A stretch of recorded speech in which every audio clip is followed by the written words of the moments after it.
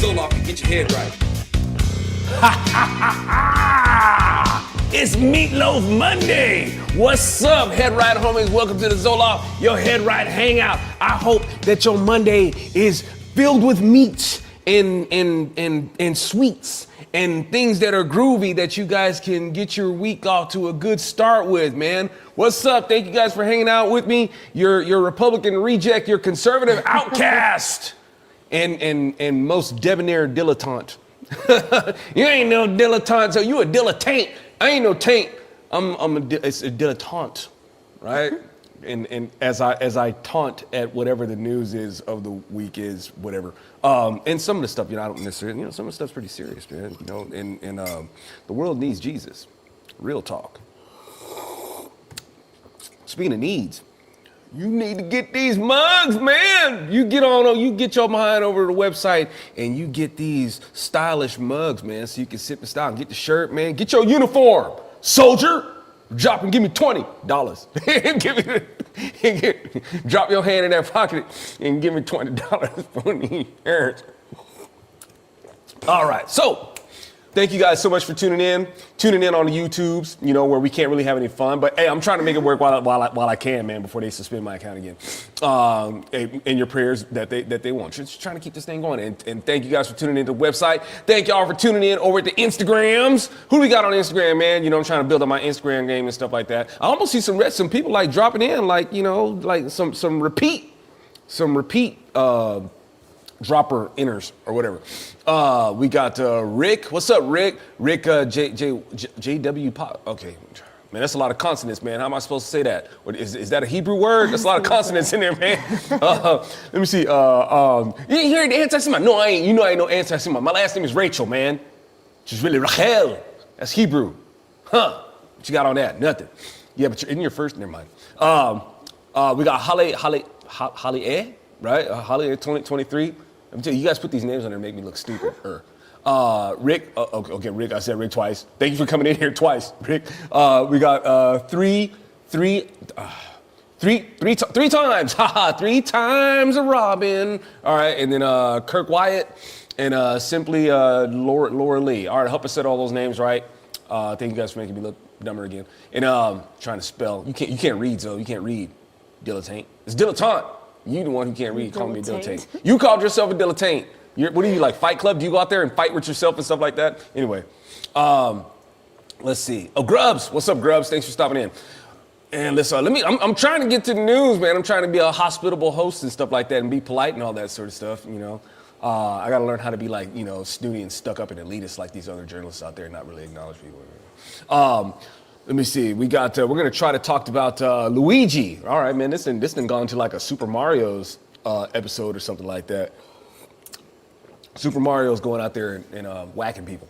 Let me see. Suspected in UnitedHealthcare CEO Brian Thompson killing. All right, man. I hope this doesn't become like a trend.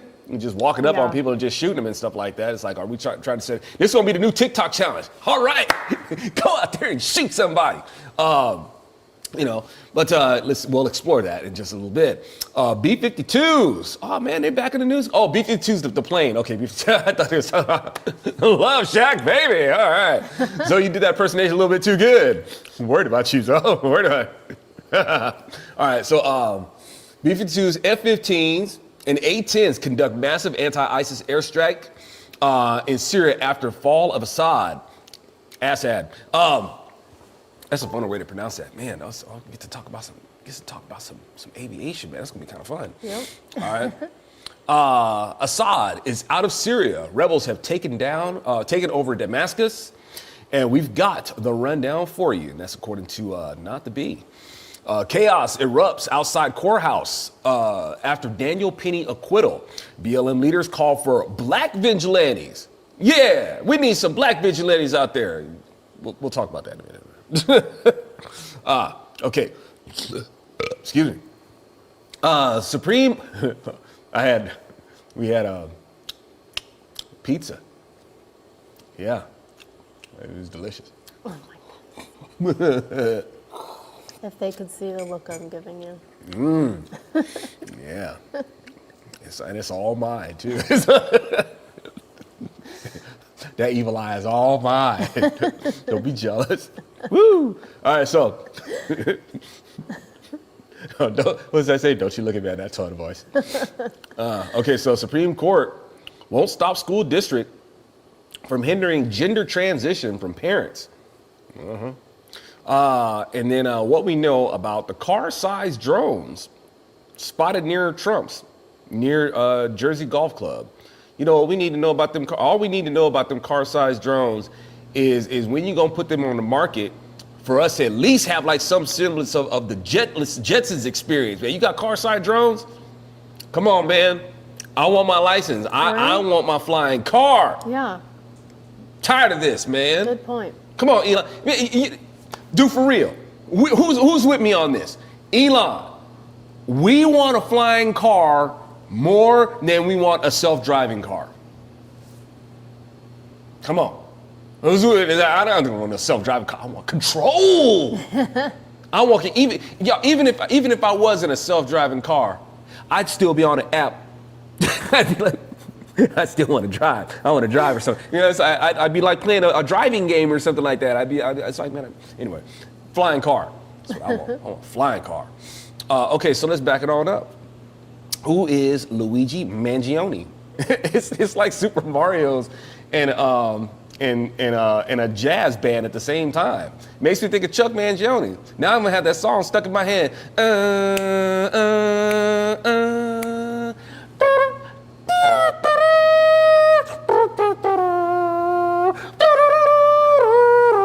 Y'all didn't know I could do air trumpet that good, huh?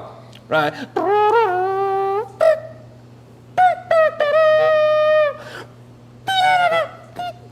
I gotta go down to register. And then you come in with this. Yeah, okay. You know, Chuck Mangione had some funky stuff, man. All right? He had some funky stuff back in his day. We just know that one hit that he had that feels so good, but yeah, he had some funky stuff. All right, so now let's dig into it. You guys got the gist of it.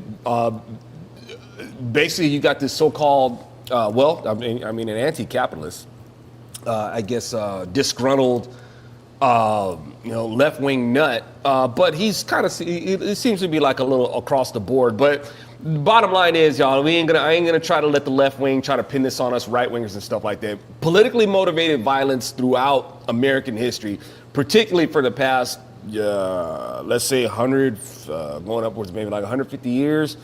When the parties particularly solidified and we had these ideologies that really kind of crystallized into these particular polarized factions, it's going to be a left wing spectrum. Democrats, collectivist minded, whether it's going to be a communist or you're a socialist. And like I said, y'all, communism, socialism, and slavery, all cut from the same cloth. The core of those things, if you can call it a core, the essence, if you will. Socialism, something like, I say this because, you got people out there saying this new Democrat party of communists. Y'all, it's not new. It's not new. Okay? They all have this thing in common. And this is the essential. They all think that they deserve, or some faction of society deserves or is entitled to the fruits of somebody else's labor. Okay, this aspect of society gets to benefit.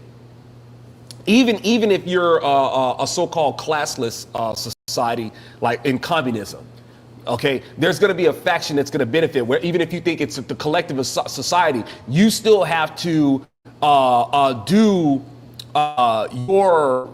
your work at the behest of the state to facilitate society, so the state can ration out what it is that you work for to accommodate the rest of society, right?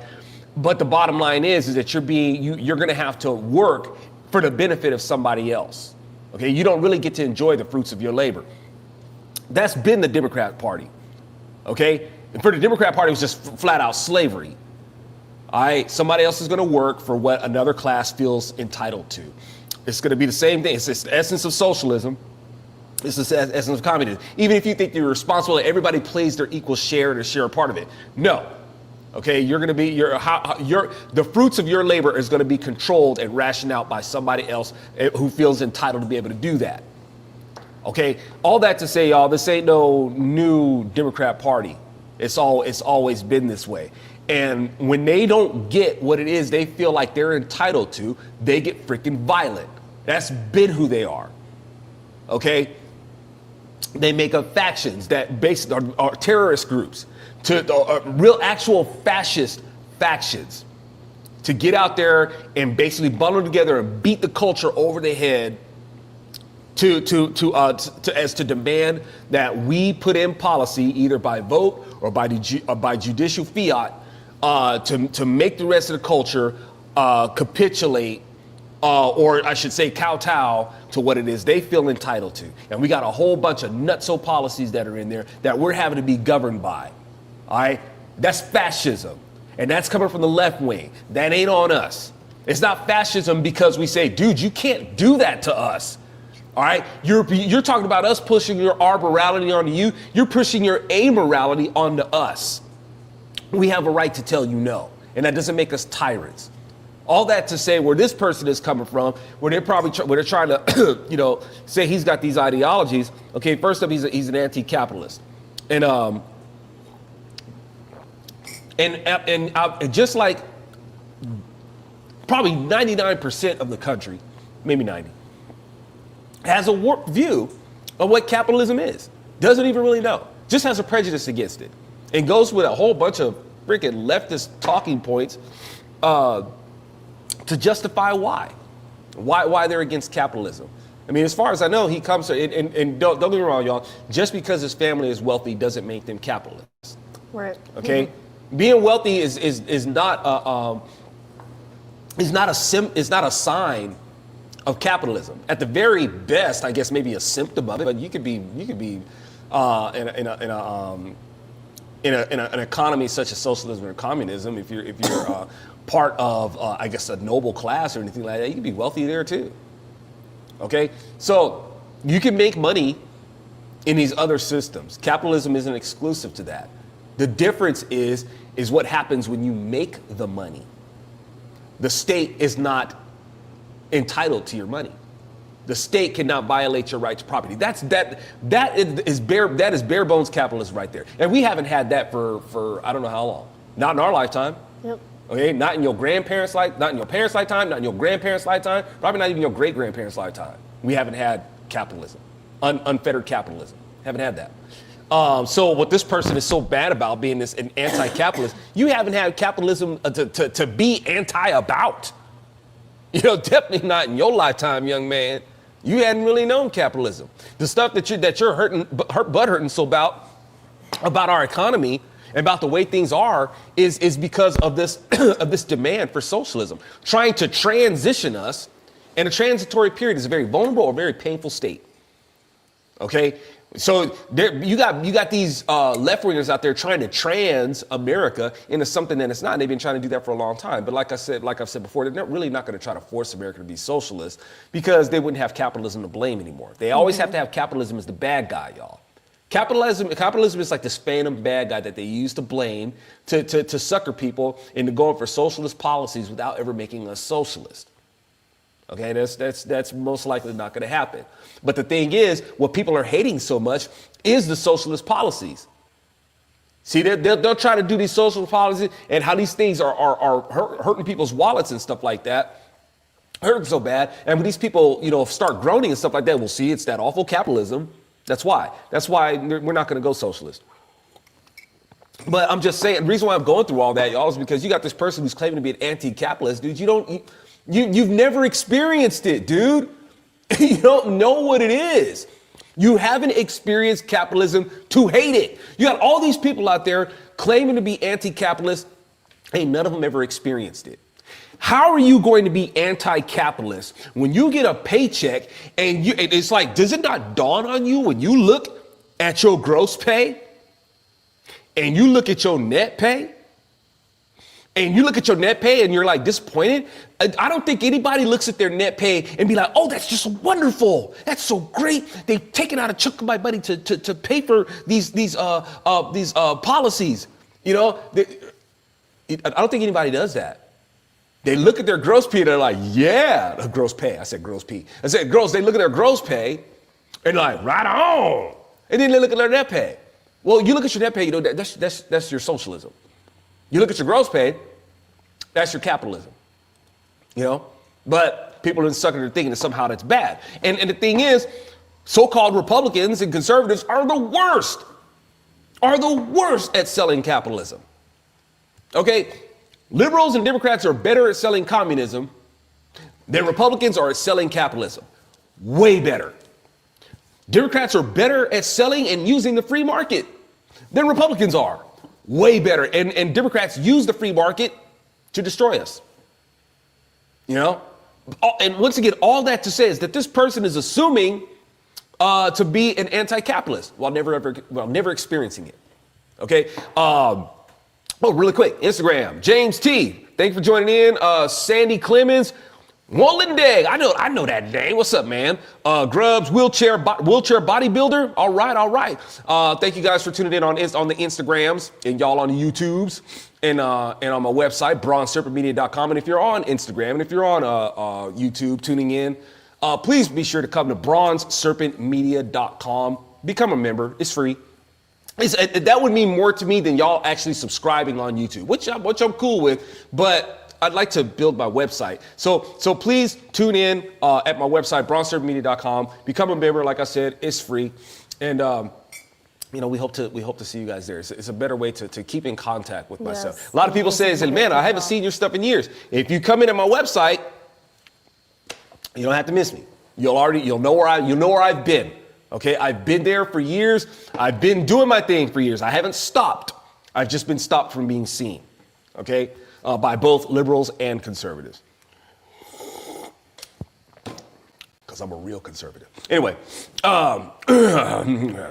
so what else? No, not what else. We're not done. We're not done with this dude yet. We ain't done with you, Luigi. Right? We're sending the mushrooms after you. Get out of my way, Ed. How do I make this thing go away? Get out of my way. I'm afraid if I close this thing, okay, it's not gonna make me close down. Okay, that's good. Oh, no wonder, man. I'm not supposed to be opening up with this browser anyway. When am I gonna learn, man? I need a squirt bottle. When I go to open something up in Chrome, I need one of my cats to be there with a squirt bottle. Say, yeah, how do you like it? Right. Yeah, go ahead, open it. I dare you. Open it up in Chrome. Right? Squirt. I'm squirting like how they squirt me like how I squirt them after going down my tree. We have to put our tree in a barricade, y'all. It's a fort. I got a fort around my tree. A fort made up of like some of those things in a laundry basket to give it some weight, and some weights down there in a chair to keep my cats from getting in there. They don't respect nothing, right? Disrespectful. Beep, beep, beep, beep. Cats get you cursing and stuff. All right. Yeah, you gave us a beautiful tree. Our tree is beautiful, and the cats are just determined to... obviously, I made that tree look good enough to eat. Exactly. It's a fine-looking tree, right? Okay, so back to Luigi Mangione. I'm telling you, man, I hear that name, and I want to start busting out with my air trumpet. Well, it's like an air trumpet. That's kind of a redundant thing to say with my, faux whatever. It's trumpet. Let's see. Come on, man. I'm stalling, obviously, y'all, because the page is taking so dang long to load. Trying to put all these ads in my face. Man.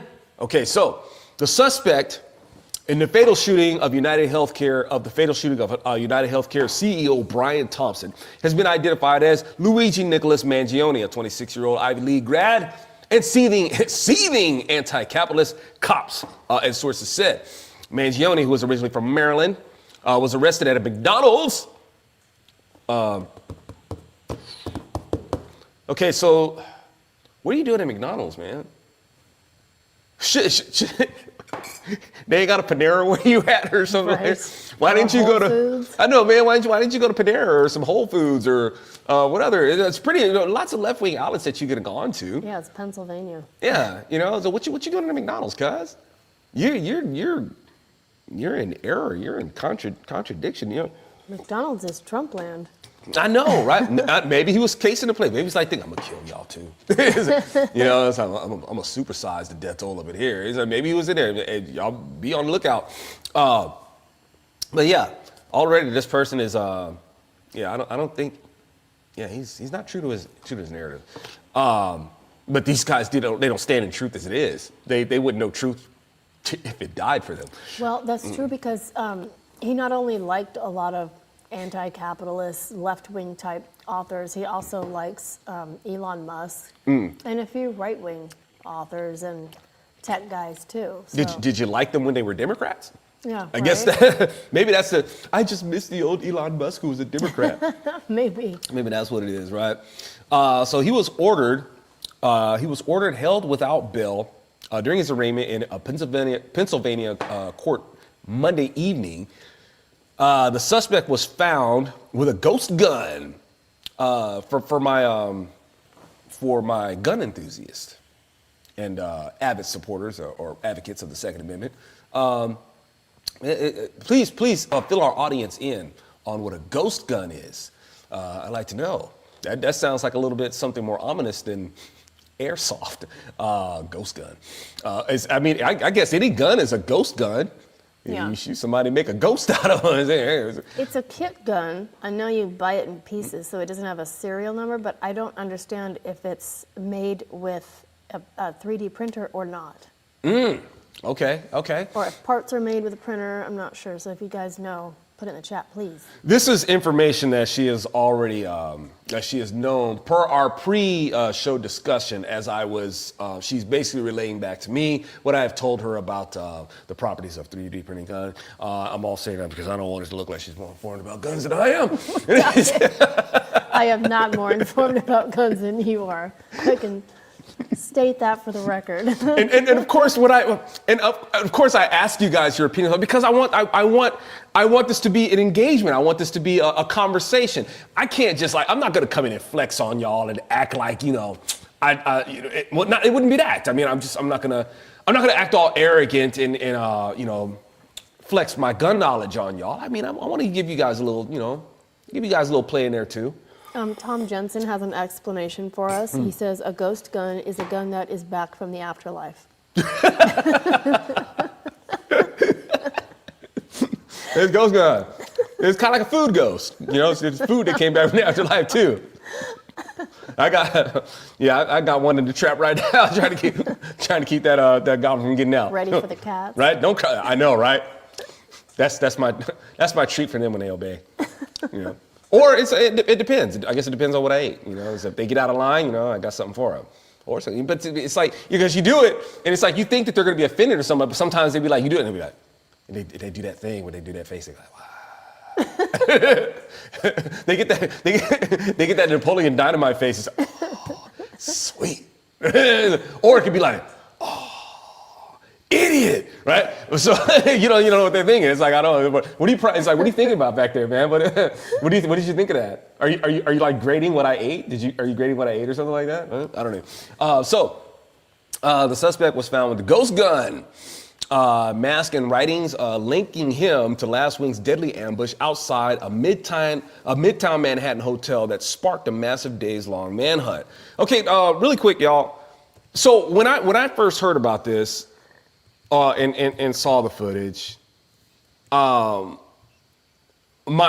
first thoughts were, okay, this is a guy sending a message because either he or a loved one is having to jump through hoops with insurance, and they're either in a lot of pain or they lost the battle with whatever condition they had. Okay, because insurance dragging their feet, or insurance making people jump through hoops, insurance not paying for this, insurance making you go through stupid things just to get your treatment. And I'm like, that's probably why this dude snapped. Okay, and as far as and considering what we've read so far, that might actually have something to do with it. Yeah. It does. The police said the motive. They think the motive is a relative. Something about relative not being able to get health insurance. Now the article says this guy's 26. When you turn 26, you get kicked off your parents' health insurance. So maybe he was like most young men and didn't bother to get health insurance. and had like chronic pain or had something happen, and he was stuck. He couldn't get treated. Well, he So- looks like he's in great shape. Looks like it, yeah. I'm just speculating because he's 26. And Yeah. life changes drastically for children here in the United States when they turn 26. They don't have health insurance all of a sudden, so they have to figure it out. Yeah, and oh darn, you might have to. I mean, hey, obviously he's a smart guy. He's going to Ivy League schools. Well, Like, yeah, come on, it's man. not like he doesn't have the salary to get health insurance, but Yeah. like I said, a lot of young men just don't bother because they're healthy, and then something happens and they're stuck. Now, so with what it is that if he's this collectivist, he's anti-capitalist. And forgive me, y'all, because I don't mean to stereotype or anything like this, but this kind of looks like a mob hit. Well, no, I think mob hits are a little bit more discreet. Italians as People were saying that though. yeah. Well, the thing is, there's a comedian named Michael Collier, and he would say Italians are like magicians; they'll make you disappear, and in doing so, they kind of have to do a little bit of invisible. It's like trying to get the mafia to admit that there's mafia. It's like, but this person just comes right out in full camera view. Not full camera view, obviously. I mean, we still had to put some pieces together. They had to put some pieces together to find him. But I mean, I guess. Good luck trying to hide them eyebrows, though, bro.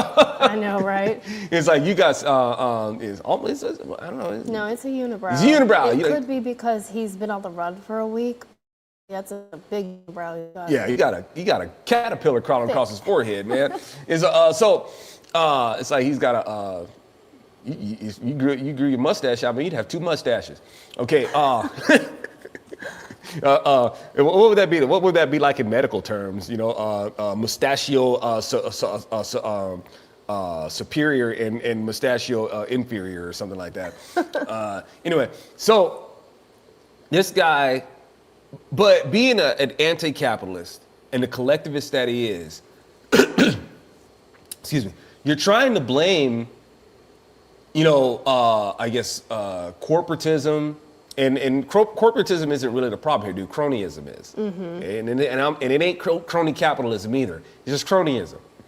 All right, but you're blaming the wrong things here for what a big reason for why insurance companies are the way that they're currently. But my point is, like with the mafia, Italian mafia, and like I said, and this is coming off of this is like a mob hit, man. You went and drilled somebody. For like it was an assassination. Yeah. But here's the thing.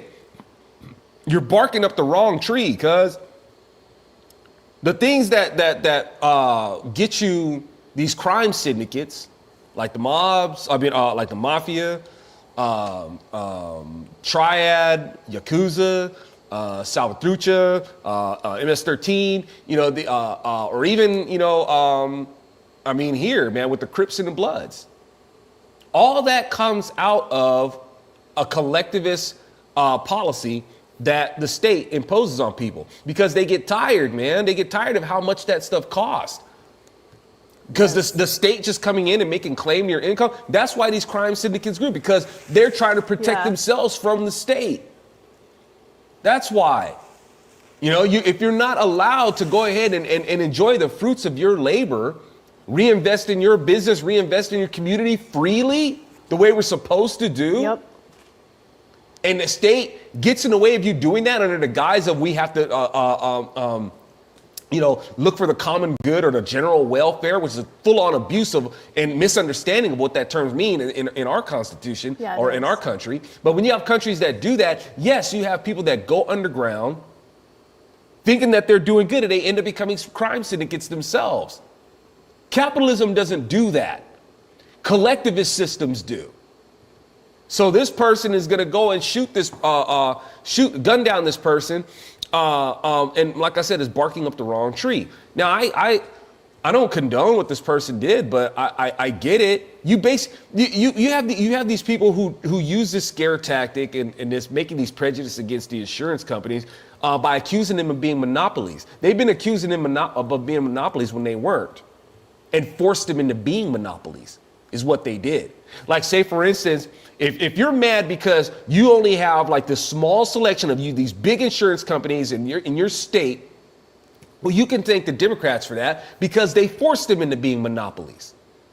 Okay? It's kind of hard to have a monopoly when they're having to play in a bigger pond.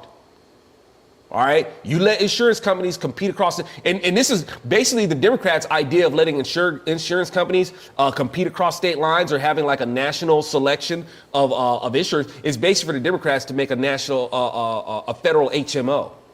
We'll go ahead and it's okay for them to be the monopoly. We can go ahead and make the government the monopoly of insurance. And go ahead and operate through their insurance companies that they have. And this is what makes the insurance company monopoly. It makes their prices ridiculous. It makes the quality of care crap. And you basically have doctors that are just going out there because they want the prestige of a degree. Do they really help people much? Not really. I'm sure there's some well-meaning doctors out there and stuff like that. But when you look at the rise of the dietary diseases and stuff like that, these are allergies and freaking inflammation, all that sort of stuff. Really, y'all, are doctors really going out there because they really care? Really? I think what they care most about is just the prestige. I know it, y'all, because when I've seen it and I've been there. All right. I thought that I could have a career in the medical field. I'm so glad I didn't. Just because of the kind of person I was. All right, I wanted the self-esteem of working in the medical field. I wanted the self-esteem of of being working in the hospital, putting on the scrubs and all that sort of stuff. I like that, but it wasn't really about the patient, man. It was about me. And I ain't got no business working I didn't have no business working in the hospital, or in a clinic, any place. All right, not the right mentality for it. There's a lot of people, lots of people in that field where it's not about the patient, it's about them feeling good about themselves and be able to say that they work in the medical field. That's what a lot of it is. Tell me I'm wrong. When you got all these people out there with all these freaking health issues, is the medical industry really doing anything? Hell no. No. Right? So that kind of stuff, yeah, you could be pretty angry at. I can understand how this person would be angry. It's just the problem is that you're barking up the wrong tree. Okay, and in this kind of going down and killing somebody without due process, you just don't do that. But as far as he's concerned, man, this guy's a murderer. The guy's a murderer. Look at how you guys you know that this person needs treatment, and like I said, the insurance companies they've just gotten to a point where they make people do stupid stuff. Paying stupid prices. Yeah. Just to get their treatment. Some people they go suffer financially, physically, emotionally, mentally, spiritually, and some even just die before it's like, what is this?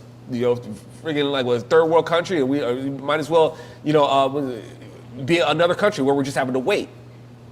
So he's like, as far as I'm concerned, man, and I don't know, man. I don't know if he lost a family member or something like that. But these are the things that I was thinking when it's like, man, so a person probably died having to go through this nonsense with insurance. Yeah. And he's like, you know what? Eye for an eye, man. I understand. I don't condone it, but see what maybe that's just where we are. Yeah. When you were talking about being a mob hit, that actually was the first theories that I was hearing right when this happened. Sure. Because Brian Thompson, the CEO who was shot, him and a few other executives at UnitedHealth, they sold shares after the company learned it was under investigation by the DOJ. They knew they were going to be under investigation pretty soon by the DOJ, and they sold off their shares, and they caused the company's value to plummet. So a lot of people got financially hurt by that, and he didn't. So people were like, was this maybe possibly a mob hit or somebody angry about that? Yeah, I don't know if that would consider that a mob hit unless they somehow knew that the assassin already was like a time. Maybe he had that like kind of Italian walk or something like that and say, that's a mafioso, man, and just kind of assign it to him. Eyebrows. Huh? Yeah, I know, right? he's got it's like his eyebrows, they're so big, they're like 3 steps behind him or something like that. No, they would have probably thought he was like, maybe like Armenian or something like that. Or Italians? They're furry too. Right? I know, it's like, so you racist when you talk about Armenians' eyebrows and Italian people's eyebrows and so on. I love y'all. Come on now. A lot of people are envious of them well fortified eyebrows y'all got. That's You know, true. it's like they're just bam, just eyebrows. You ain't got to never worry about nothing, right? It's like you don't have to worry about, ever having to, Pencil them in. yeah, pencil them in or anything like that. Get the Sharpie and stuff like that, So a lot of people envious in my eyebrows. I wouldn't mind borrowing a couple of. It's like, man, give me some in my eyebrows, man. You don't need all that. I sounded like a social. I said, share the wealth. I sounded like a socialist for a second. Share the wealth. Share in my eyebrows. Give me some of them. Hey, Dave Riddle. Acker Tom, Drummer Dad, what's up, man? Fellow timekeeper, Greg C, the Jen Cleveland, Johnny Nellencaster, James T. Eaton. Thank you guys for Watchdog. Thank y'all for tuning in over in the Instagrams. BronzeSerpentMedia.com. Please, hey, I'm trying to get at least one. Every time I do a stream, man, I'm looking to get at least one, man, to come on and join us. Or it's like, when I know that's probably like a very, very bad marketing because it makes it sound like, my website isn't any place that people want to. Hey, I'm just keeping it real, man. I'm shadow banned. It's hard, to connect with folks. And if I get one person that would tune in at my website, man, that's like a big score for me because that means I had a small victory against the algorithm that's keeping me in the shadows, man. So, hopefully y'all will. Maybe one of y'all will come on over to the website. Come on, Instagrammers. Yeah, come on now. All right. So, I'll anyways, approve you right away. y'all get the gist. You got the. That's my 2 cents on what's going on with Super Mario Brother. And let's talk about some aviation. I don't have much, I like aviation. I'm not an expert in aviation. I just like it. I like aviation a lot. I wanted to be a pilot. I got maybe like 25 hours. I think I had to cancel my lessons, man, just before I was getting ready to do my solo flying. But I was going after my commercial license, and because I wanted to be a pilot, I wanted to be a career pilot, and it's just expensive. I'm kicking myself, man, because I should have went ahead and just got my private license. A lot less expensive. You just you can't make any money doing it. I wanted a job. I wanted to be a pilot, and but at least I could have got my hours, man. At least got that out of the way. And then maybe after my got my hours and go back and get my commercial license. I'm too old for that now, unfortunately. Can you believe that? I mean, I know it's hard to believe, but I'm actually too old to be a commercial pilot. That's odd. Yeah, to get to pursue my license to be a commercial pilot. Even if you have no health issues? I guess I haven't really. I've been too preoccupied, like dog paddling, trying to stay afloat with the shadow banning, like messing up my career. Yeah. I've been more focused on that, than pursuing, the logistics of being a pilot in my old age. Okay, so we got. Let's see. Come on, Paige, open up. Hurrah! Okay, so this is according to Air and Space Forces. The U.S. military conducted a punishing series. Ooh, scared of you. Punishing series of airstrikes against the Islamic State group on December 8th, following the sudden demise of the regime of Syrian President Bashar al-Assad. Assad. U.S. Air Force B-52 Star Fortress. That sounds sexy, don't it? B-52 Stratofortress bombers. F-15E Strike Eagles. F-15. I think to date, y'all. The F-15 is still the fastest fighter jet, aside from experimentals. Like reconnaissance, like the SR-71 or things like that, and experimental jets. But in our fleet, on assignment, F-15 is still like the fastest. F-15, and I think the F-4, the Phantom, also, right? That's got some boogie to it, man. I think those are like our two fastest jets, Mach 2 plus. And now it raises the question, why? I mean, we've some generations past that, and why don't they make the jets faster anymore?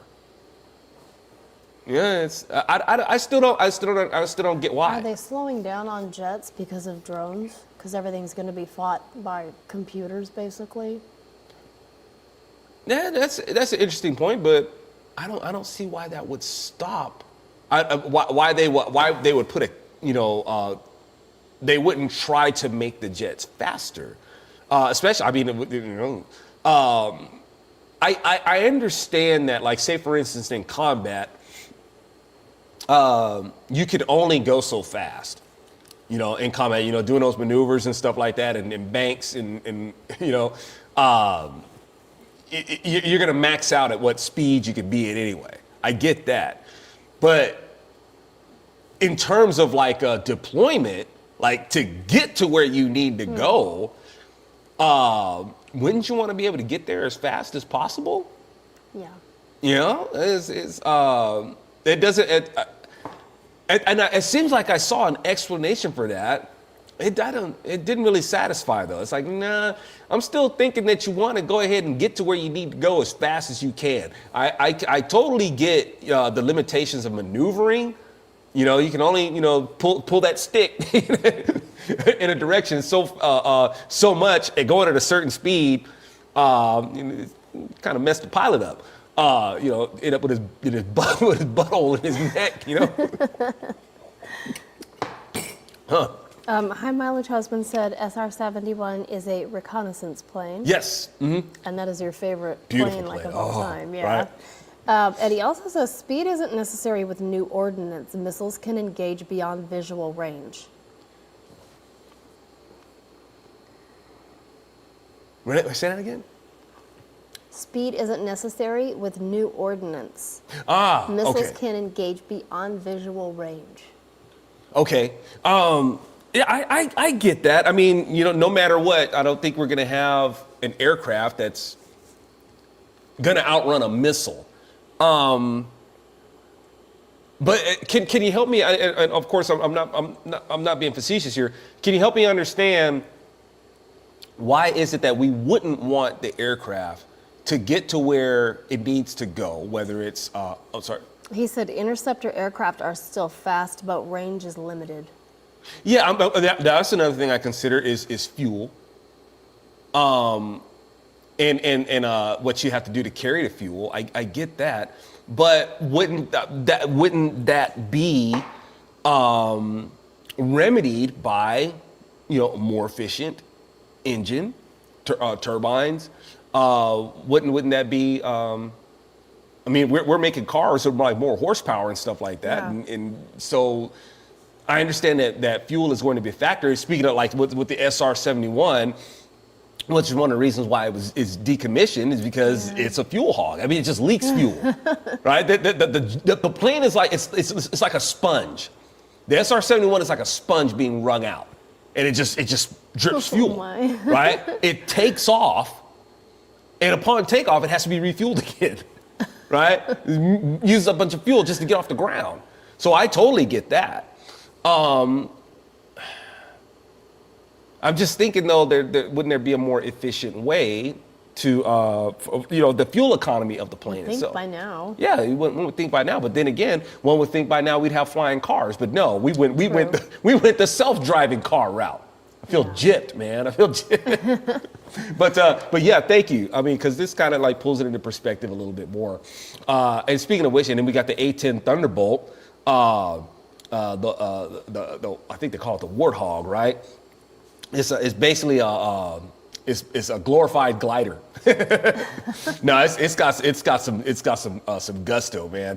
And that way it can just go ahead and just go ahead and kind of like come on in here nice and easy, right? And just and just drill, It's basically like it's a pit bull, man. It's like a neck with teeth. That's all it is. And it just kind of just glides in there, man, and it just does its thing.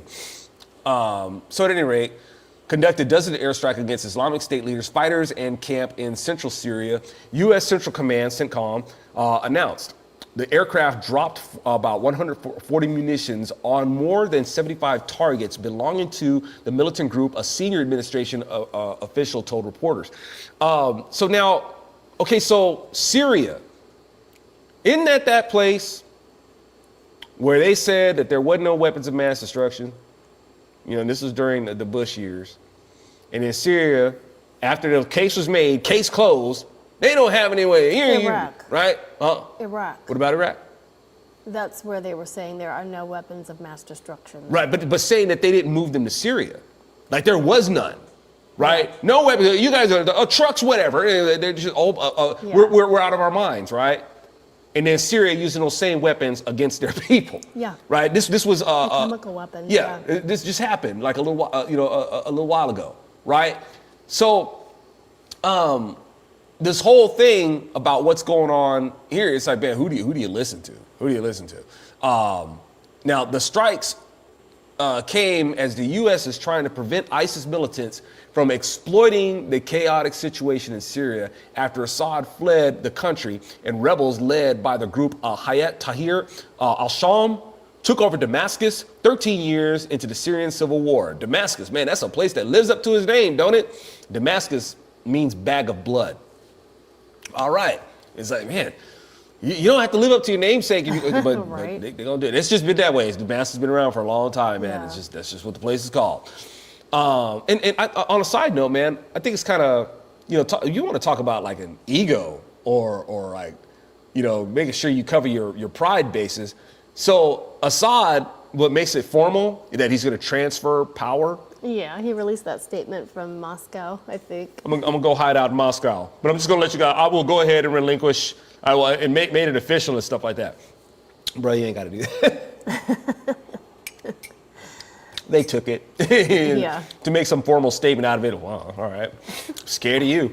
So at the president's authorization, we targeted significant gathering of ISIS fighters and leaders. The official said the Pentagon said the attacks were precision airstrikes, and it does not believe there were any civilian casualties. I guess according to you. The U.S. military is still conducting a battle damage assessment, according to U.S. Central Command. Because a lot of those casualties are Christians. Mm-hmm. Y'all, man, hey, don't forget to pray for these people. I know that there's people out there, and Trump included, and I get it. They're like, you know what? Let these people just go ahead and work it out. Yeah. Let them go ahead and fight it out, and we don't need to interfere.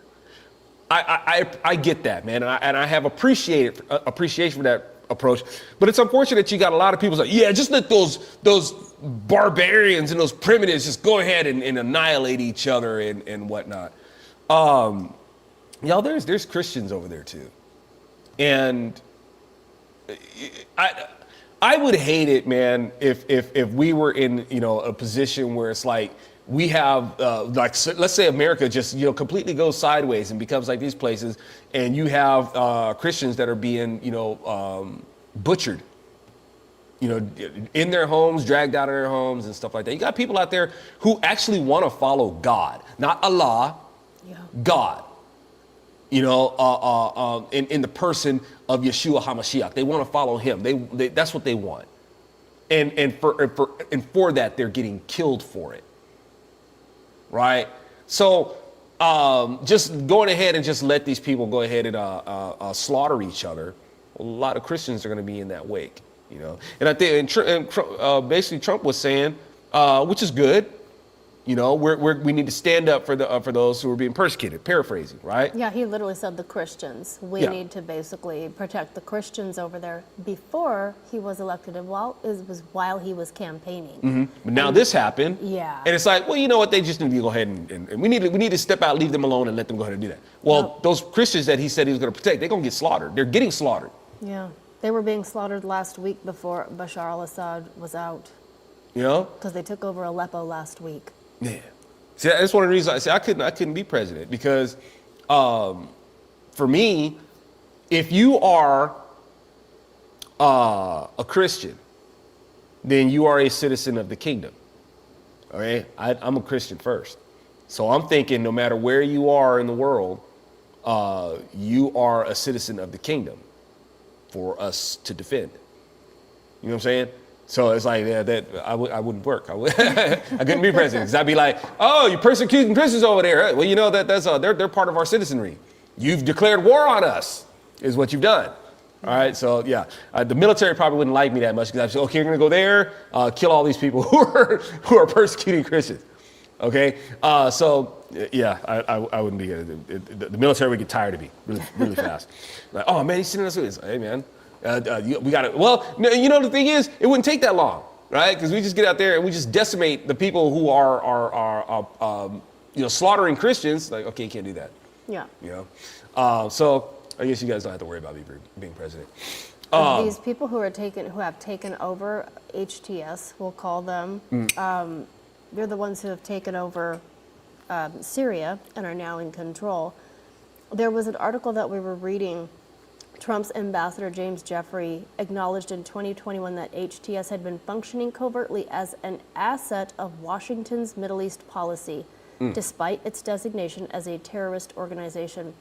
So we were funding these.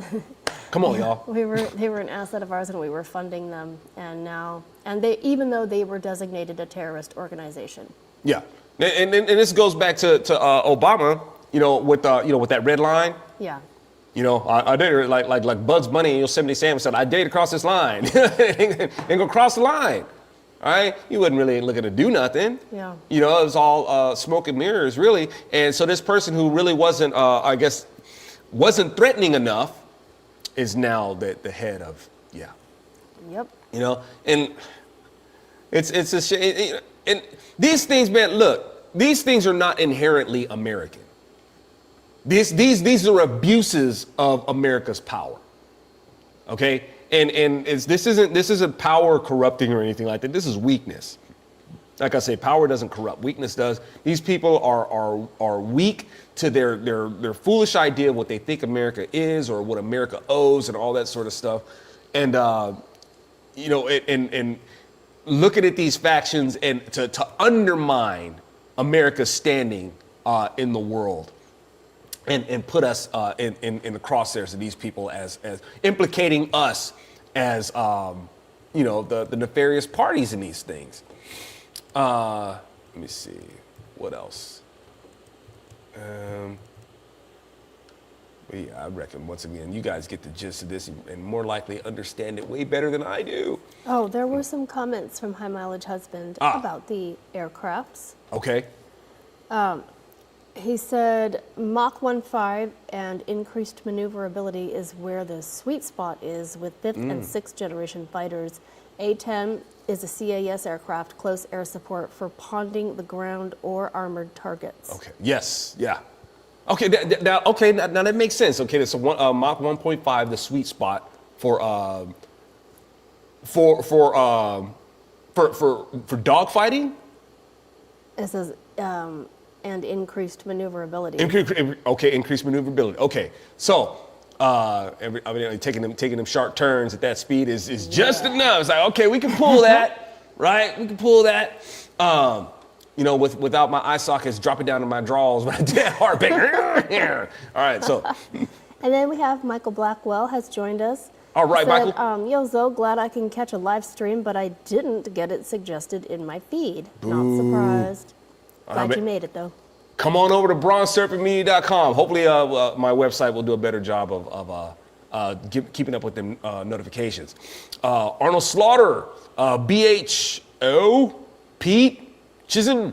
It's a lot of words like all crushed there. Look like it's just, yeah, I probably said that all wrong. B-Hop? No. And then we got Dave Riddle and so we got you. I got those. All right. Thank you guys for joining us on Instagram. Come on over to bronzeserpentmedia.com. Become a member.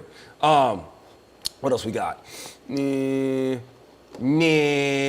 What's up, Doc? Chaos erupts outside courthouse after Daniel Penny acquittal. BLM leader calls for black vigilantes. It's time to Wakanda up. We need some Black Panther out there and some black superheroes like Black Falcon. Black Falcon, it's like that was, remember the Super Friends? They had Black Falcon and he had the power of lightning. You should have had a better name though. It's like Black Falcon. I don't think lightning when I think of a falcon. Black Falcon is a cool name and stuff like that, but you know, it's like maybe his name should have been like Thunder Falcon, but I guess there wouldn't be room for the black in there. You gotta have black in there. It's gonna Black Falcon. But you know, Thunder Falcon would have been good. So at any rate, so Daniel Penny, y'all. So the person that he let's say killed, homeless person and street performer doing some Michael Jackson, beat it, right? And obviously and was very good at it, but was very mentally unstable. And, you know, and when he didn't get, you know, the attention that he wanted, and that attention being the form of, you know, not just his audience, you know, appreciating what he does, but showing their appreciation with some tips and stuff, he get mad. And, man, you should try being shadow banned. No, that's what it is. But he would get mad and get to a point where he start threatening people.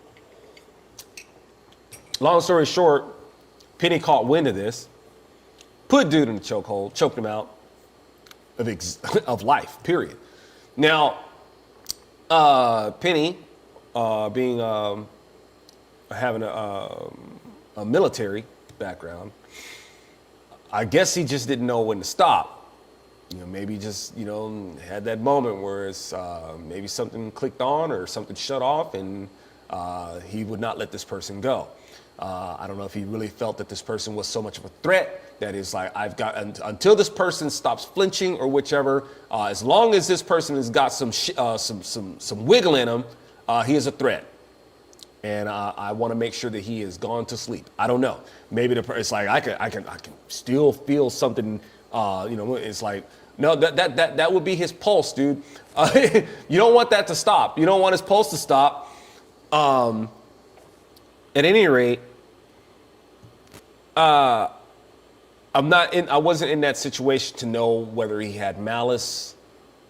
Once again, I don't know if it is of an issue that, you know, he just lost control of himself, you know, in his own fight or flight instincts or whichever. Not much going to discuss that. The ruling, yes. The ruling, that is choreographed. Okay, y'all remember, the Democrats, the globalists, the left wingers, y'all, they're the National Manson family. I'm telling you, they want the race war. They want that. And they want to keep the racial strife going. This is how Democrats, this is how they do the damage. They've been doing this for over 100 years. This is just who they are. Okay. You had to know that Penny was going to be acquitted.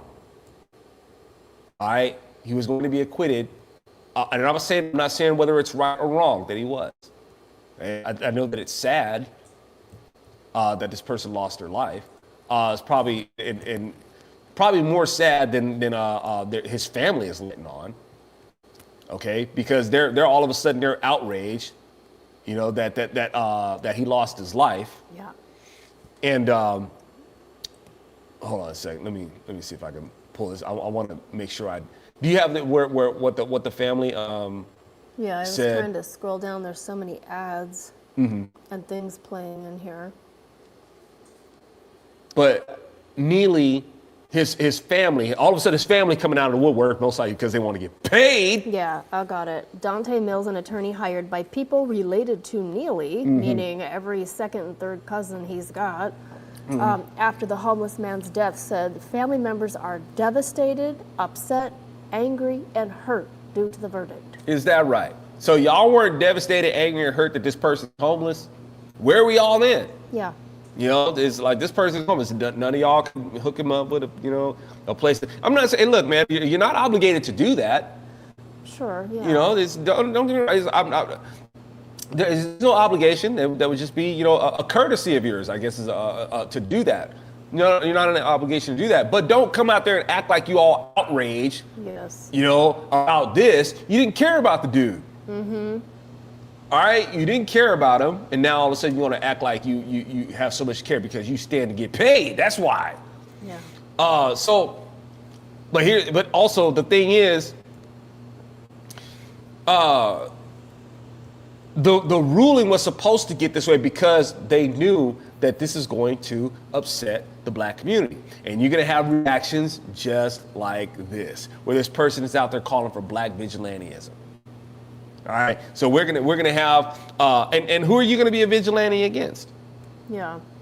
You know, who are you gonna be against? I mean, I agree with you. Yeah, maybe we need some black vigilantes out there. Maybe the place that y'all could start is like in the inner cities. You know, maybe you can go in Chicago or something like that, and you see all them black folks, in there gunning other black folks down. Why don't you go in there and maybe stop them before they shoot other black people? That'd be great. But the thing is, I mean, you would. But I guess the problem is that you wouldn't know where to start, would you?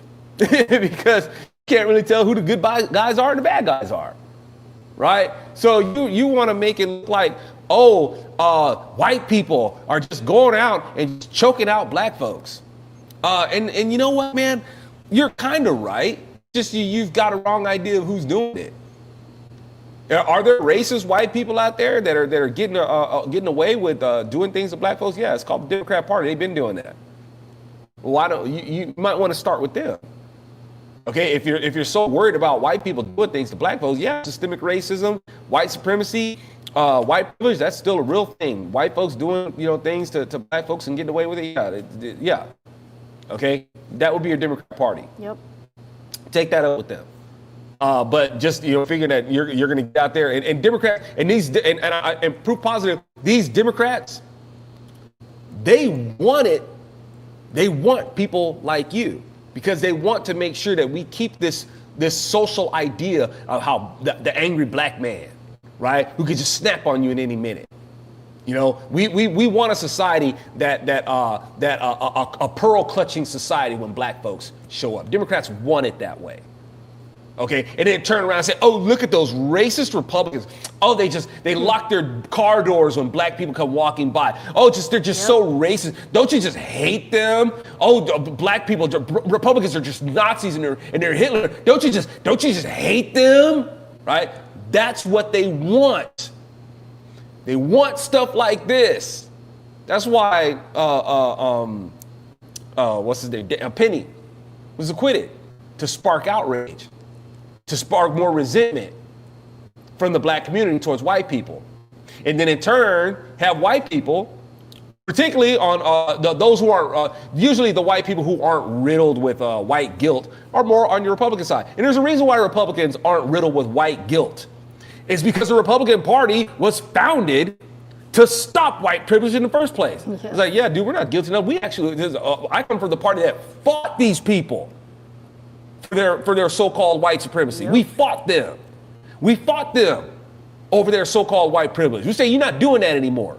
So that's what, if people are wondering, how come Republicans don't feel that? Shouldn't they feel white guilt? No, because we went to war with these people. Why you're blaming us? Mm-hmm. That's why. But that's just kind of like just something that's embedded. A lot of Republicans don't even remember that stuff. They don't care. Right? This new Republican Party, they don't care about that stuff. But at any rate, when you got black people out there calling for vigilantism, I guess against white people, yeah, the Republicans are gonna be, have a lot of Republicans be like, I wish you would. Right? It's like, you come after me with something, you gonna catch a case. You gonna get shot. Right? Don't play with me. And I don't blame them. Right? But this is what Democrats want. The Democrats definitely want to make sure that there is a divide between black folks and Republicans. Yeah. Right? And Republicans of any walk. If you're black and you're already a Republican, okay, because Republican isn't defined by a nationality. It is true that because there's more white people in America, period. Okay, than are black people. All right.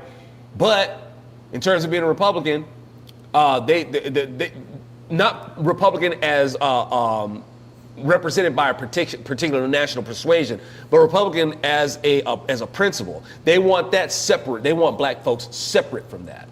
Democrats do not want black folks in that camp. Democrats want to keep Democrats want to keep blacks to themselves. Blacks are the highest prize to the Democrat because Democrats use black folks to shape how the culture is going, and then they use that to shape policy. Yeah. Where the black folks are the most instrumental, the most essential for Democrats to be able to do that. All right? So they need to keep black folks in a state of animosity against Republicans. And stuff like this is how they do it. And of course, make it to where Republicans are resentful of blacks. And a lot of it's working. It is working.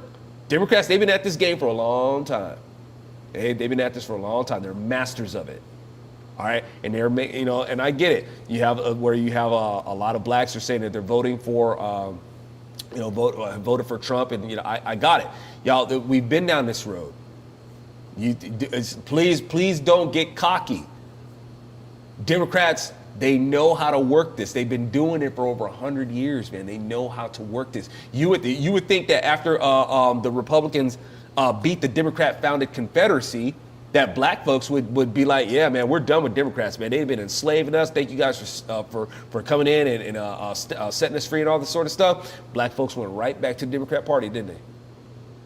All right, because Republicans, it didn't take long for Republicans to start losing sight of who they were, and Democrats took advantage of that. Okay, black folks went right back to the Democrat Party. And that was and then coming up during the 1960s, Republicans fought for civil rights for blacks, voting rights for blacks. And who gets the credit for it? Democrats, right? When it was Republicans who actually did it, and black folks circled right back to the Democrat Party, didn't they? Yeah. So you think they're gonna have, blacks are for Trump now.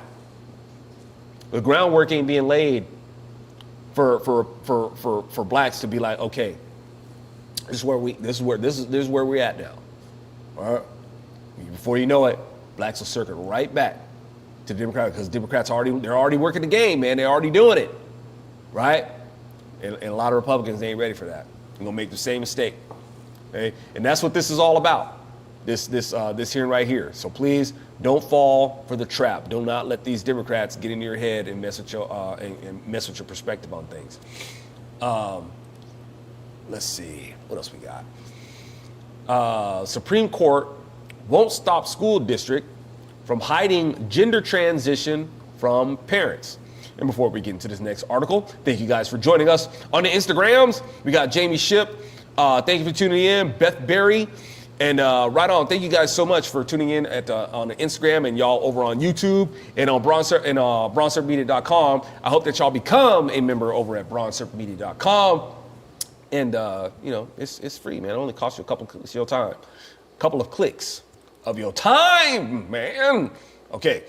So now, Supreme Court won't stop school district from hiding gender transition from parents.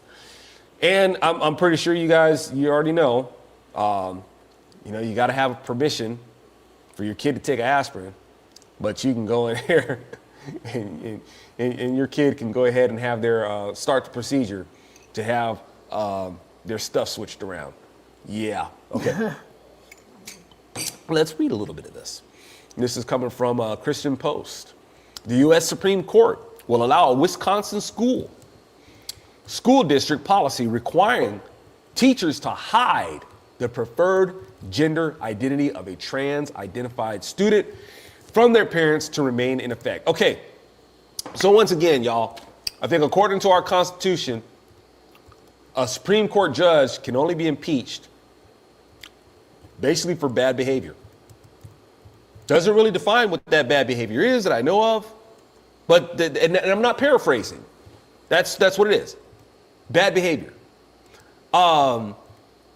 Y'all, ruling that the state can withhold information from a parent and lead a kid down a course of delusion and medications, and then go down a path of assuming to change their physiology and doing irreparable damage.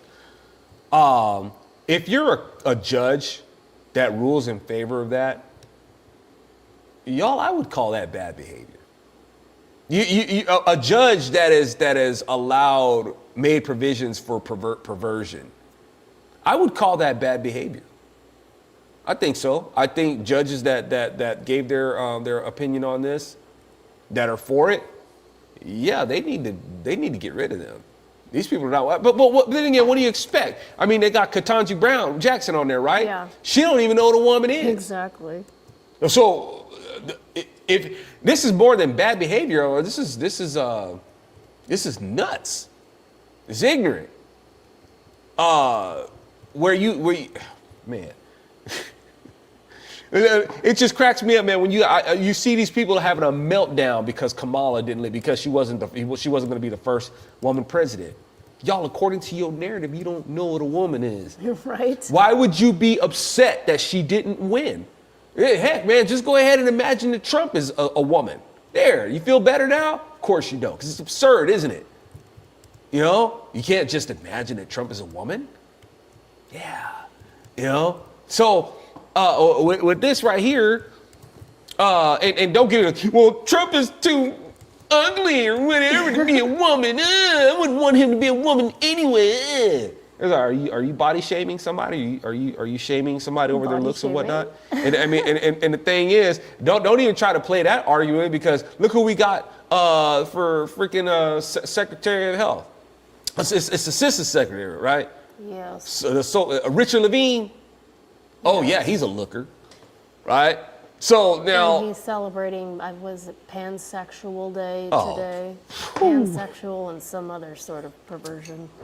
Okay, yeah. So there you go. If y'all can imagine that whether it's Richard Levine, what's that dude? Puppy Love, Britain. Sam Britton. Britain or something like that. Y'all can go along with that, all that kind of stuff. You can get behind that, but this right here, the court's deciding that we'll just go ahead and let him do that. And then what happened is Alito and Thomas. So we got Thomas and Alito. They rejected. So there was a denial of certiorari, right? So basically like, we're not even going to hear this. We're not going to allow the writ for it. And it's like, man, for real? Huh. You need to allow that. Yeah. These need to go on and get heard, man.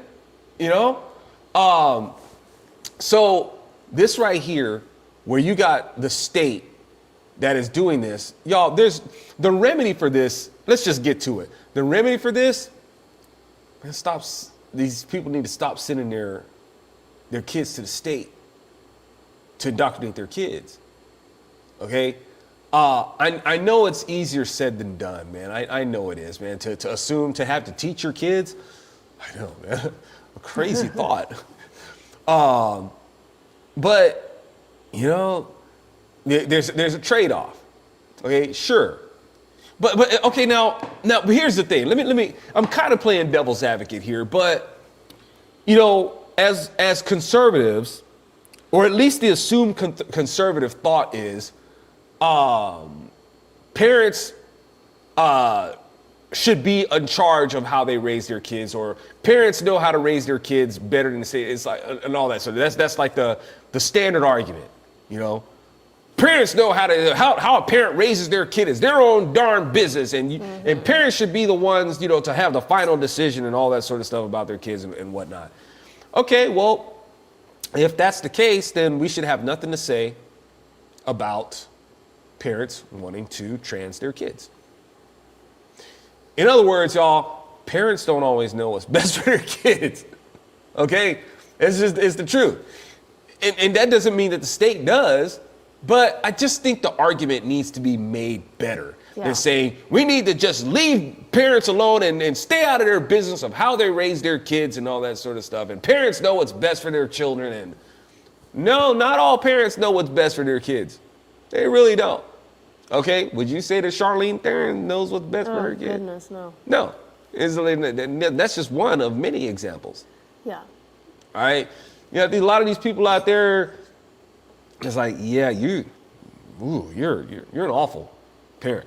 Oh, I mean, Of course, Charlize Theron and Madonna, we know they're bad parents, but these are more right-leaning parents in this school district where they wanted to take the school district to the Supreme Court, their case to the Supreme Court. They want to have this, adjudicated on. The school has a policy that requires the school and its staff to hold secret meetings with their children to develop a student gender support plan. And then coach them. Yes. So at the same time, when this is their plan, this is the school's policy. Hold these secret meetings with the students to develop their gender support plan. At the same time, when you interact with the child's parents, don't let on that you're transing their child. Keep it a secret from the parent. And instead of pulling their kids out of the school, they want to make the school not have this policy. That seems absolutely ridiculous to me, that these right-leaning parents, these Republican parents, are trying to make liberals be righteous by a court ruling, rather than just pulling your kid out of the school and figuring it out. Come on now. Yeah, your kid may be fully trans by the time you get that accomplished. Right? Yeah. You know, that's what we've been saying for years. It's like you're trying to get the school system or the state to behave this way. It's basically, it's like this. When you have these trans people, you know, who want society to conform to their delusion. Yes. Wouldn't it just be more simple if it's like, no, dude, you need to face the fact that you're delusional, and you need to knock it off with your perversion. I know that's easier said than done, okay? But instead of making all of society have to conform to your delusion, maybe you should just stop being delusional. Yes. All right? Both are going to be difficult. The one with the more redeeming value would be resting on you. Come to grips with your delusion and stop it, instead of trying to force all of us to accommodate you. All right? And it's the same thing with this. Instead of being at the school system, trying to make the school system conform, right? Do the reasonable thing and pull your kid out of that school. How about that? All right. So that would be it's easier said than done, because that means that, well, you're going to have to teach your kid. Yeah. All right. Or find a school, a co-op, something that you trust and you are there and involved and you know what they're being taught. Yeah. And y'all, but see, the thing is, we keep giving these things over to the culture and the state, and we're at a point now where it's unfathomable. You got people, it's like, and this has been for a long time, it's been for decades. How am I supposed to teach my kid? I gotta work, I gotta do this, okay, you know, but we it's like part of the nature of things. It's in our biology that you have to have a child, and according to the way our physiology works, you have to send them away, you know, and let somebody else raise them, you know, basically, right? My job is basically just to, I don't know, keep them alive. I don't know. Yeah, basically. So, you know, feed them, give them clothes, and then send them back to school. Yep. You know, let somebody else influence them for like 7 hours a day. Yeah, including the other children. Thank you. Right? And there are all kinds of influences going into this soup, right? And we wonder how we get here. Yeah. You know, like when you got Gen X, like talking about what the hell happened to Gen Z? What is wrong with them? What's wrong with them? Yep. You know, well, back in our day, we could drink beer and we could do this and we could do that, and we didn't have knee pads and we didn't have this and we came out okay. Okay, that's fine. All these things that we boast in, whatever. But you can't boast in this generation that we raised up, though. You can't boast in passing on our greatness to them. We dropped the ball somewhere. And part of that is sending them off to the godless. Like Paul says, why are you sending them off to the godless? Why are you doing that? Why are you letting the godless arbitrate over your affairs? Why are you doing that? Right? But we're in a culture now where it's a tradition, basically. We can't conceive of like, wow, what you mean? I had this kid. I'm supposed to teach it how to read. I'm supposed to teach kid how to math and history. I'm supposed to do that? Are you crazy? No, don't you know that we have to send them away for somebody else to teach? You know, you don't really expect me to do that, do you? How am I supposed to work? How? Right? It really, y'all, that's where we are. Been there for decades. And this is gonna get worse. All right, and so here we are where the state is basically telling their kids to deceive their parents. You got the state teaching their kids to violate the commandment to honor your father and mother. All right, to honor your father, to be what is honorable. It's kind of hard to be an honorable person when you're an abomination, right? The state is teaching kids to make an abomination of themselves, to be something that is against nature, right? And worse, something against God. All right, this is what God designated you as right here. This is you. You're male, you're female. You're trying to do something contrary to what God had ordained. All right, and you're doing something contrary to nature. Your body is not going to naturally function that way. And it does not bring honor to your family. But you got a lot of parents out there thinking that they're doing something honorable, right? But at the same time, with these parents, at least, they're like, man, if I would have known this, I would have stopped this. But they're teaching their kids to not honor their folks and be something that is dishonorable. Not only dishonoring their folks by deceiving them, but to become something that they weren't born as, something against nature. Once again, is not something that honors your father and mother. Okay? Because it makes people look at you and say, dang, man, your folks dropped the ball somewhere. That doesn't honor your father and mother.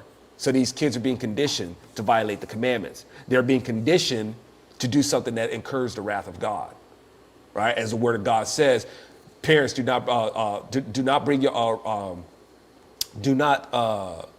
your children up with the instruction of the Lord. Don't provoke your children to wrath, right? Well, that's what's happening. Yeah. You know, if you're sending your kids to these schools, it's going to interfere with you raising them up in the instruction of the Lord. They're going to be led astray. Yep. Right. So it's not really teaching them to be catalytic, to be able to have that solid foundation. It's you're going to send them to here and they're going to influence them, and it's going to get in the way of them learning about the Lord. Yeah. And to be fair, this article does start out saying that Justice Alito and Justice Thomas were the only one who dissented against this, however you word it. Certiorari, however you say it. Arguing that the relevant topics of the case warranted review. So these two are the only conservatives on the Supreme Court, and they wanted to hear this case. Right. And Alito said this case presents a question of great and growing national importance. So they wanted to hear the case. Yeah. Because they're just going to keep getting these cases. Exactly. Great and growing, y'all. It's yet to begin to get weird. All right. Please, y'all, don't think that don't get complacent, man. They're not done. Man, I'm telling you. And the word of God has let us know this stuff is going to get to, but a lot of it is because it's going to become because of, I mean, even though we get sick of it, you got people who they get complacent so fast. Yeah. Right? As the word of God told us, like Sodom and Gomorrah, you know, we just think of Sodom and Gomorrah as just this place of, like, you know, homosexuality. But these people were full-blown perverts, right? Yeah. And they did it all. And not only that, y'all, they were oppressive. Okay, you guys get a little taste of how oppressive this whole ideology is. Yeah. Sodom and Gomorrah got stupid oppressive. They went way out there. Like I said, other heathen nations. The Word of God tells you got other heathen nations around them who are just like, man, we can't keep up with Sodom and Gomorrah. These people are like nuts. All right, these people are full blown pervert. To where they were calling out to God, saying, God, can you do something about this, please? Right? God had to come in and throw down fire. Yeah. On Sodom and Gomorrah. Don't think that these people can't cause a lot of problems, man. It can get their delusions can become very. And you're already starting to see it, y'all. You're already starting to see it become very, very oppressive. Yeah. Don't underestimate. Don't underestimate. Don't get complacent. It's not like we want to live like looking over our shoulder and stuff like that, but that comes with promoting the word of God, man. We're supposed to make disciples of the nation. We got to be out there with that salt and light, you know, to combat this sort of stuff. You know, if we do that keeps us from having to like, oh, you know, living in fear of, you know, the perverts are going to take over, man. We live in, you know, the confidence of the Lord, and we get out there and promote this stuff. And that's the, you know, the sword and shield that we need. Yeah. What's somebody going to say? Sledge-O-Matic says, Gen X raised Gen Z, but we didn't raise millennials. That's right. We are the older siblings of the millennials, and the culture has ripped on millennials for like 20 years now because they were a very coddled and protected generation, whereas Gen X, we're known as the feral generation. Yeah. The latchkey generation. But yeah, that's true. We raised Gen Z, the most screwed up generation. And then Caleb P says, I always thought that about the greatest generation. With all due respect, they brought up the generation of hippies. And I said, I feel the exact same way, and it's not a very popular opinion. But the greatest generation, they voted in socialism here, and they raised the most self-indulgent, entitled generation that this country's seen. Absolutely. You know, it's until the millennials came along. Yeah, you know, every generation, man, there's enough blame to go around. Yes. It's my whole thing is like, you know, in our respective generation, we're like, yeah, our generation, and we're looking at and we're pointing the finger at the generation that came after us. You know, or in our case, our children would be the Gen Z, right? And we're looking at it and saying, what the hell happened? It's like, well, we happened. Yeah. You know, well, it wasn't me. Well, if it wasn't you, then it was the Gen Xer that you sent them to. Yes. Okay. Amen. You sent them to Gen Xers who were teachers at these schools and stuff like that, or whichever, or Gen Xers who are influencers in our day. You know, the music that we listened to is like, it was great music, man, but the messages and the people who were doing the music screwed up, screwed people. You know, and we say the same thing about the boomers. What Gen X was raised on, we were raised on some awesome music, man. Yes. We were.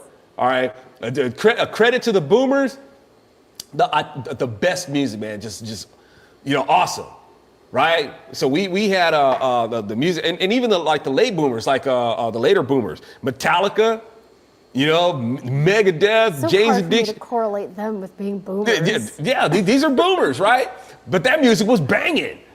You know, it was just some awesome music. But, you know, the thing is, and I kind of give, like, say, for instance, like with the World War II generation, I give them a pass, not a big pass, but a little pass, because, you know, with the fathers, well,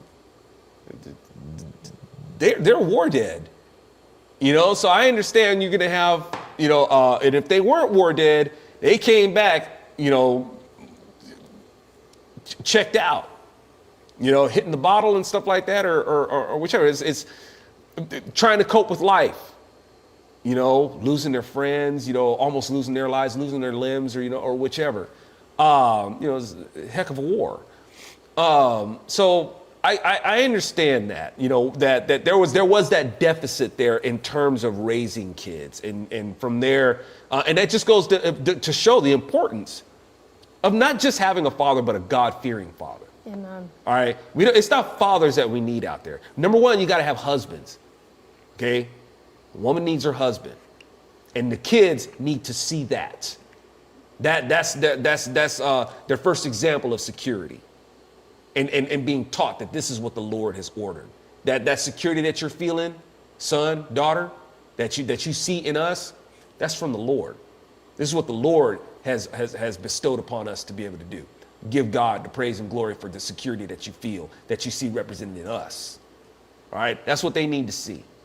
They ain't seeing a lot of that. Yeah. Okay. So with World War, you know, the World War II generation, you know, that was something that, you know, they dealt with in terms of raising kids, and, you know, and then from there, you know, with the boomers, you know, you're grown now, you're old enough, and there's these resources available to you, but rather than dealing with it, you know, instead you wanted to take acid and have sex with each other in the mud, you know. So, you know, and some great music came out of that too, you know. So, and that's the music that we Gen Xers were raised on, and so you see what I'm saying. You know, we pass it on from one generation to another. You know, it's not particularly any one generation's fault, but it's not fair to look at a generation that came behind you and be like they just learned this out of nowhere. All right, they picked that up from somewhere. So let me see. Anyway, enough of my preaching. Trying to finish up with the news here. I'm just sitting here jaw jacking. No, you're telling us good stuff. I hope so. After your last article about these car-sized drones, we're going to tackle Caleb's question from Wednesday evening about AI. Okay. Man, and I feel like if I had the music, man, I'd play the George Jetson theme because that's what we need. Let me see. What we know about the car-sized drone spotted near Trump's New Jersey golf club. Nothing. Nothing. I wonder if they're the same drones that appeared over Washington the other day that people think were UFOs and appeared out of nowhere. So the FBI has been investigating. Okay, we ain't gonna find out nothing. Yeah. Of mysterious car-sized drones flying across North Jersey at night over the last few weeks. Now the agency is asking the public for help. So, maybe at some point, never mind. I just think the irony. You're asking us. Right. Okay. Witnesses have spotted a cluster of what appears to be drones, larger than those typically used by hobbyists, as well as a possible fixed-wing aircraft flying in several areas along the Raritan River over the last 3 weeks. The devices are prompted. Oh man, why are you gonna jump on me like they're trying to scoot that ad in there? Get out of my way. That's so annoying. The devices have prompted concerns because of the proximity to President-elect Donald Trump's Bedminster golf course at Picatinny Arsenal, a U.S. military research and manufacturing facility, as well as a local city infrastructure. So, I mean, yeah, man, we could just have these things and, going through airspace, going through, being in proximity to places where that look rather suspect. It says they're flying over reservoirs, places where, I don't know what it's called, but there's a bunch of it's where a lot of electrical grid work is. And no record of like clearance? No. Of who? Yeah. It's so how they're not able to like pinpoint transmission of how these drones are being controlled. It's bizarre to me. The only thing I could think of, I'm no expert in drones. The only thing I can think of is that the drone itself is not being operated remotely. The drone is already pre-programmed. It has a flight itinerary, and it's you press go and it goes, and there is no transmission to intercept. It's already on board. Is that how that would work, y'all? Does that sound not totally stupid? And would they be car-sized? Like, these are car-sized Yeah, they could be drones car-sized. flying in formation in several counties. Yeah. And the FBI is asking the public for help. And so are all of the police in these counties. They seem to not know anything. Maybe they're playing dumb because they don't want to let on, like, to whoever these drone operators are, that they know who they are. But I hope that's the case. Yeah. They're not really that stupid. Yeah, let's hopefully they're just playing dumb. But for that to be going on, it's whoever's programmed the drones. I mean, they know that they can't be. They know that they can't have these drones flying in these areas. So it must be a thing where they're pre-programmed and they just send them off to be able to do this. But I guess you still have to ask the FAA for permission, though, don't you? Or are you saying? Well, that's what I'm saying. These people they pre-ask. No, they just pre-program them. And it's obviously, I guess they didn't ask anybody.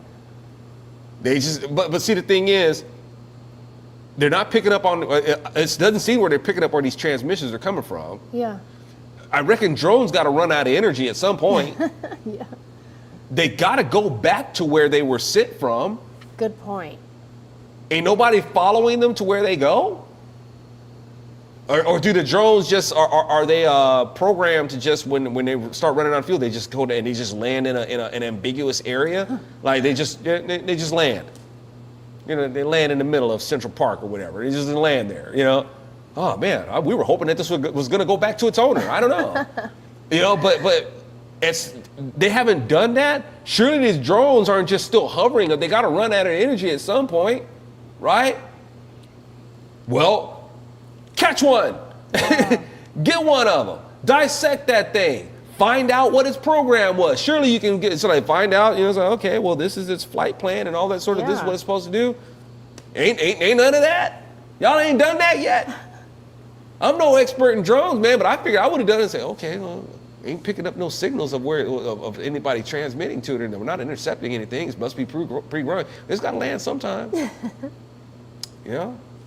Just follow it. I don't know. And they've been flying every day in different counties, all near each other, and within 2 miles of Trump's golf course in New Jersey, Bedminster.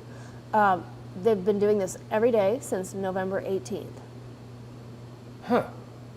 And needless to say, the people who are seeing these car-sized drones flying in formation are freaked out. I reckon that, yeah. And for good cause.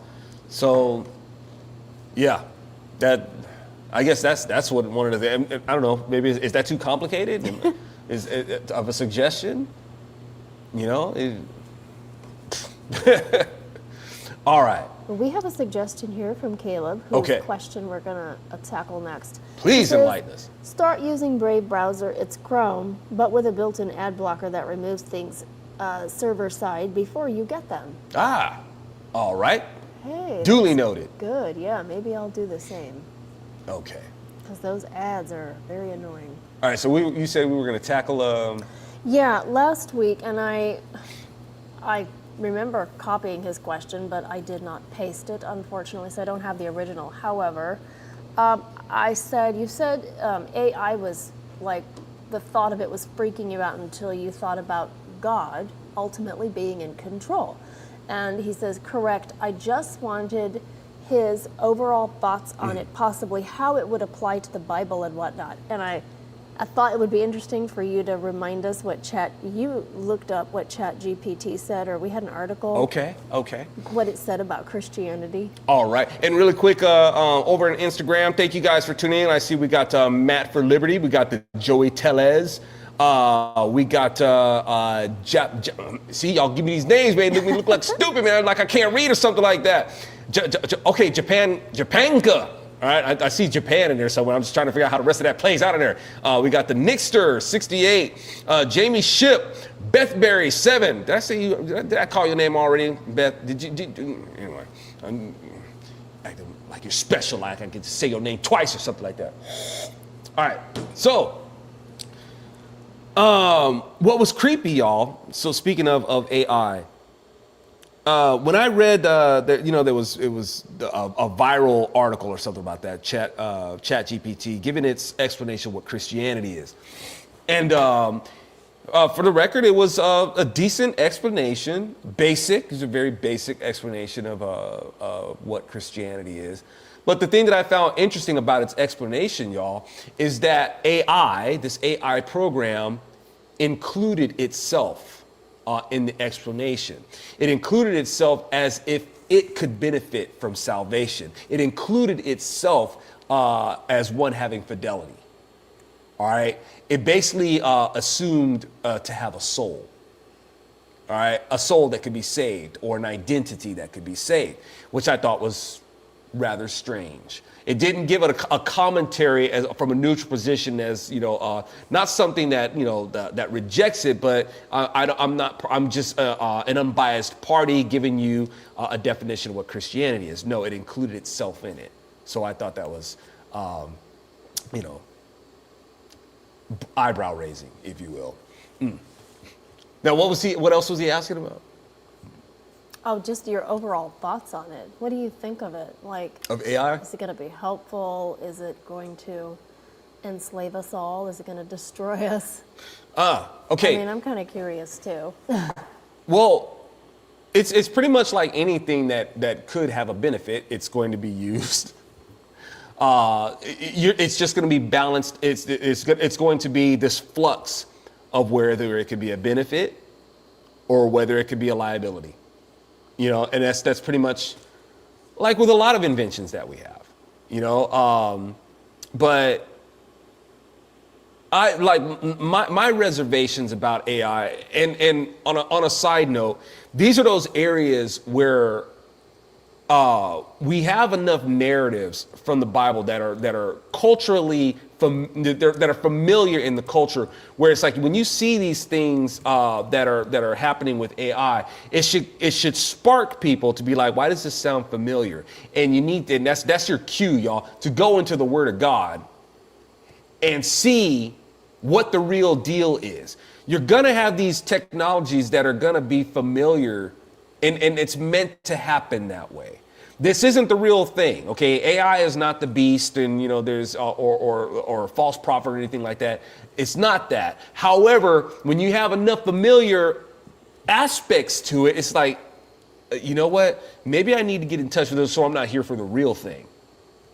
Okay? Because when you're AI is given so much information where people are starting to speculate on whether we're dealing with a sentient invention, an AI that can generate an image, AI that can basically or be a program that's put into a vessel that has the image or the representation of a human. Like, say for instance, when God created Adam, he made him in his image, right? When you break down the word image, it's not just his image as in a reflection of God. It's a representation. Adam was made to represent God in the natural. He's a representation of God. God is the unseen. Adam can be seen. All right, or he was meant to be seen. He was meant to be detected and registerable in all facets of nature. Okay, so AI. The technology can become advanced enough to where you can have a vessel that is made to represent a human being.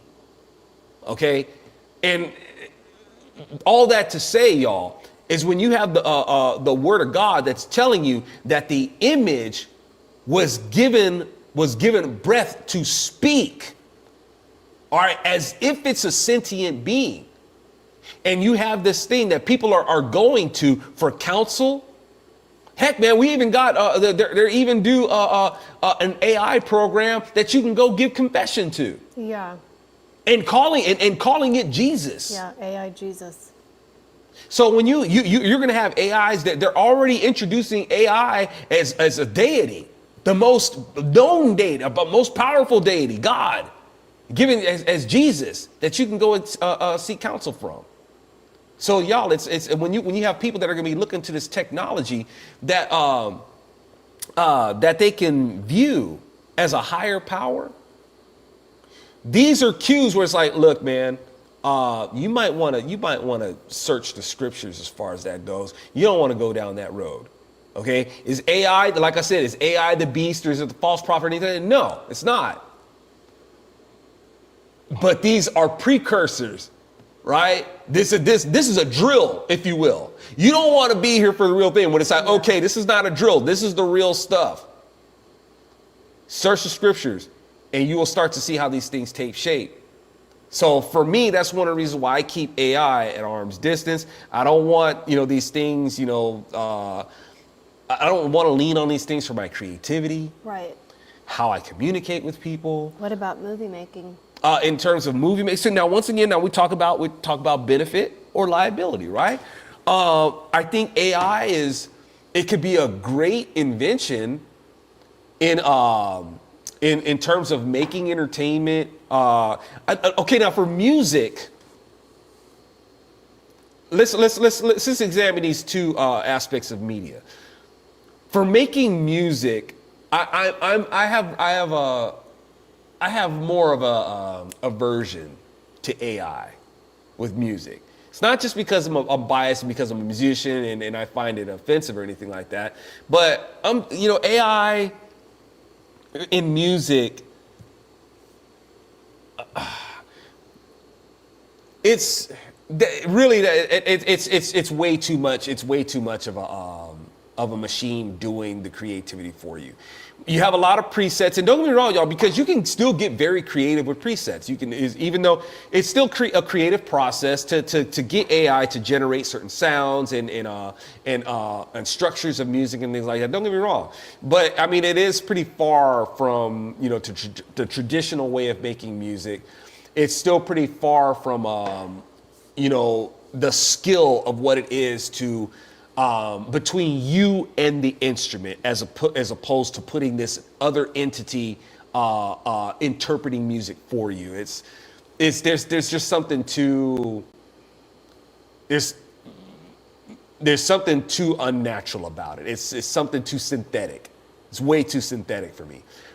For me, that's a lot different from movie making, because if you want to make a movie, that's that's almost like a thing it's almost unattainable. You got an idea for a movie, man, and the things that you'd have to go through to try to get that movie made, it's like a one in 10,000 shot, or 1 in a million, or whichever. It's the cost, the resources, the personnel, and all that sort of stuff to try to pull a movie together. Or this visual media. This is one of those areas where AI, to be able to make your cinematography and whatnot, it is a resource that could be very beneficial to achieve just something that could just be only a dream, for people that just have a dream to be able to make a movie and to try to get that done. It's almost short of selling your soul to try to get a movie made. For a long time, if you wanted to get a record, or an album done, you want to get an album done, that was, pretty difficult. But, it was, at least there was some sort of way where you could get a decent, maybe not a radio ready product, but you can get a decent rendering. You put in the work, and you've got enough of if you got enough of a facility to be able to produce the sound, capture the sound, and mix the sound and all that sort of stuff, and render a representation of it, you can come up with something kind of decent. But today, oh my goodness, it's so accessible. It's so accessible to make a really good quality sonic representation of your idea. It's not the same as trying to make a movie, and I think AI is more understandable to make a movie than and that's still another field to be able to master, to invest in, to pull the resource, to know how to do it right, to make it, convincing on whatever media that you're going to play it on. To make it competitive in the industry. Sure, it's a whole nother, but once again, like I said, it's still more accessible. But like making music, it's still very, accessible to learn an instrument, and to be able to produce the sound, record the sound, and then project the sound in the media in the recording that you have. So I don't know. What do you guys think? That maybe me being a little biased, but I mean, because I've entertained it myself. It's like I got ideas for movies that I want to make, and it's like, man, that's probably the only way I'll be able to do it, unless God willing, I have, I get a windfall of resources to be able to make it happen, where I don't have to sell out, to the wicked entertainment industry to try to get it made. Yeah, anyway. well, that's why you still have these things on the table, is because you don't want to sell out. You're not going to. Tom Jensen is saying he tried to use it to write a novel, and it just basically writes really generic. He said he would have to use less energy to just write it out myself if I had the time. Taking care of my mom has me pretty locked down. And Caleb said, I asked AI for a snippet of code one time, and it made up something that didn't exist. And you and I were just listening to one of the Gorgons on The View, looked up, has any other president pardoned their son? Yeah. And it totally made up that President Wilson pardoned Hunter DeButts. Yeah, and she believed it. And believed it, right? And it's like, wow. And these people, they have a huge audience. Yeah. At least I can admit, as I say, I'm your debonair dilettante. I'm no expert. I'm not going to sit here and try to pretend like I'm an expert in this stuff. And I'm not going to credit, Chat GPT or Google for, doing, these. I get it. Some people use it as a tool, but some people they lean on these things a little bit too much. Case in point, the girl from the View. It's like she's really gonna lay it on us, right? Oh, I'll bet there's other presidents who have pardoned, people in whatever. And so, wow, your big thing is that you're gonna go get AI to give you a name that doesn't, and Woodrow Wilson, that's your gotcha moment. That's your gotcha moment on us. It's like, good job, you found another dirty Democrat. Is all you did. Who is it? And you're gonna boast or that you got us because you have Woodrow Wilson to refer to. But you guys are so anti-racist, right? But you go to one of the most racist presidents that we had, the guy who showed Birth of a Nation in the White House, that dude, Woodrow Wilson. Oh, good job. But yeah. Caleb says this AI is trained with data from the web, so it's going to have a lot of trash data. Yeah. We all need to start putting false information online so these models get ruined. I'm so for this. We all need to start doing this. Oh my goodness. I guess there's pros and cons to that because, not only will AI be, soaking that up, but just a lot of people will be soaking that up too. All right, y'all. I'm going to get out of here and I'm going to chase my wife around. So thank you guys so much for tuning in. BronzeSerpentMedia.com. If you haven't become a member, I hope you do. Come populate the powwows, y'all. And, leave your memes and your articles, leave them there too and share the fun stuff with us. And just keep it clean and PG-13. And drop that buck in the bucket to keep your bros on the go. I really appreciate y'all's support, and we really need it. Trying to keep the lights on and trying to bring even better content to you. And so there's that. Thank you guys so much. You guys are the grooviest. Have a groovy rest of your evening, and we will see. Hopefully, we'll see y'all in the Zopium Den tomorrow night, 7 Central. Come party with the Word of God, y'all. It's the most funnest and profundest Bible study that you're ever going to find online, y'all. We go, we're going to do it chapter by chapter, verse by verse.